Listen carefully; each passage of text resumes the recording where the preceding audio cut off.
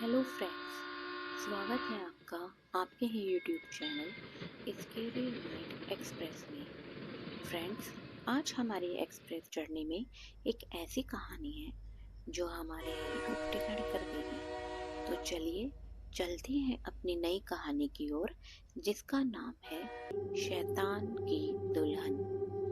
बहुत सालों पहले रात को एक सुनसान जंगल के बीचों बीच एक चर्च के पास मैदान में एक पेड़ पर एक लड़की लटकी हुई थी जो जोर जोर से चिल्ला रही थी। गांव के सभी लोग खड़े थे। एक प्रीस्ट कुछ प्रेयर्स पढ़ रहे थे और उस लड़की को एक डॉल दिखाई जा रही थी। कुछ लोग एक मास्क उस लड़की के चेहरे पर हथौड़े से ठोक रहे थे। वह चिल्ला रही थी और रोई जा रही थी और फिर उस लड़की को जिंदा जला दिया जाता है। कुछ सालों बाद एक शहर में जेरी नाम का एक जर्नलिस्ट किसी आदमी से फोन पर बात करता है और 25,000 पर एक डील फाइनल करता है। उसे किसी गांव पर एक आर्टिकल लिखना है और उस आदमी को देना है जो एक न्यूज़ एजेंसी का ऑनर है और उसका फ्रेंड है। जेरी पर आरोप था कि वह फेक न्यूज़ क्रिएट करके छापता है, इसलिए उसके पास कोई नौकरी नहीं थी। वह इस काम के लिए हाँ कर देता है जो उसे पसंद नहीं आ रहा था। यह गांव जंगल के बीचों बीच शहर से बहुत दूर था। गांव के पास हाईवे पर एक मैदान था जहां एक चर्च थी और उस मैदान में एक ओक का सूखा पेड़ था। यह वही पेड़ था जहां कई सालों पहले उस लड़की को जिंदा जलाया गया था।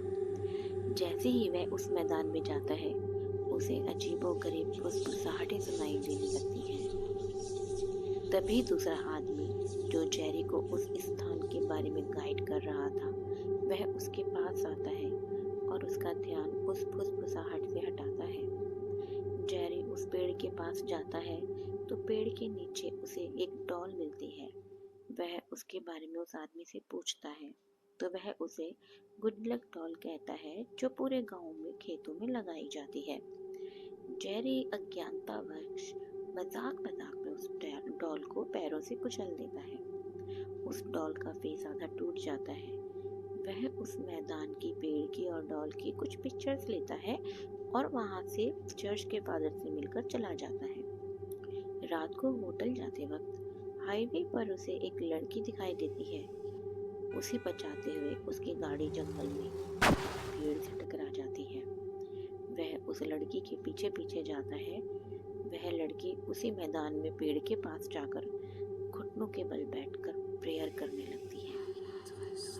जेरी उसे उठाता है पर वह बेहोश हो जाती है। वह उसे चर्च में ले जाता है।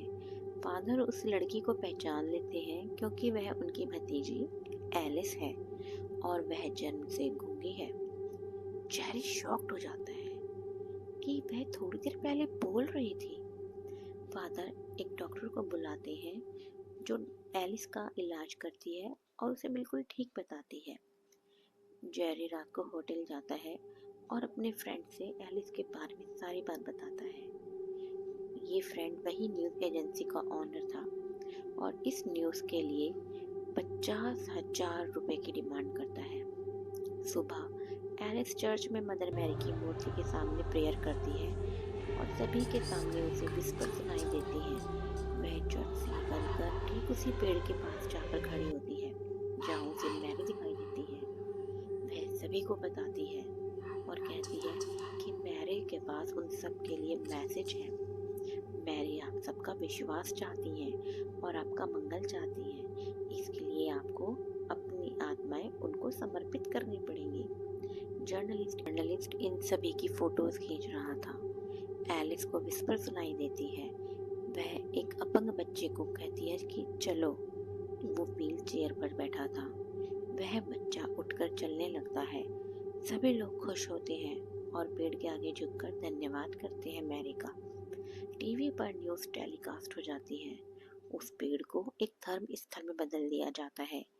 एक रात चर्च के फादर को एक भयानक औरत जिसका फेस नहीं था, सिर्फ एक मास्क पहना था, दिखाई देती है। वह फादर को मार डालती है क्योंकि उन्हें उसके बारे में सब कुछ सच सच पता चल जाता है। जेरी को शक होता है फादर की मृत्यु इस तरह अजीबोगरीब तरीके से कैसे हो सकती है।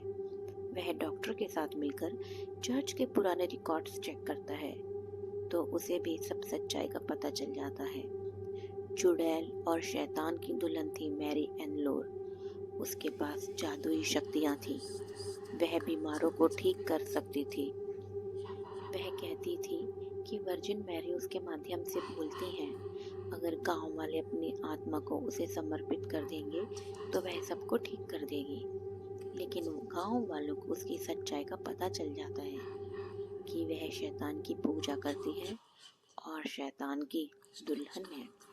सजा के रूप में उसे पेड़ पर लटकाकर उसके मुंह पर मुखौटा ठोककर उसे जिंदा जला दिया जाता है और उसकी शैतानी आत्मा को डॉल में कैद करके उसी पेड़ के नीचे दफना दिया जाता है।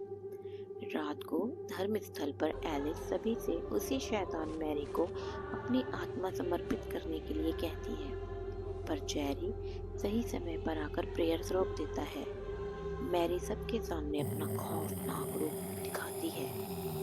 एलिस जो अभी तक होश में ही नहीं थी, होश में आती है और जेरी की जान बचाते हुए मैरी के हाथों मर जाती है और शैतान मैरी भी खत्म हो जाती है क्योंकि एलिस उस मैरी की ब्लड लाइन थी जिसके जरिए वह प्रेयर्स करवाकर ताकतवर बन रही थी और इस तरह उस शैतान की दुल्हन का खात्मा हो जाता है। तो फ्रेंड्स, यह थी आज की कहानी शैतान की दुल्हन। पसंद आए तो लाइक, कमेंट एंड सब्सक्राइब जरूर करिएगा। धन्यवाद।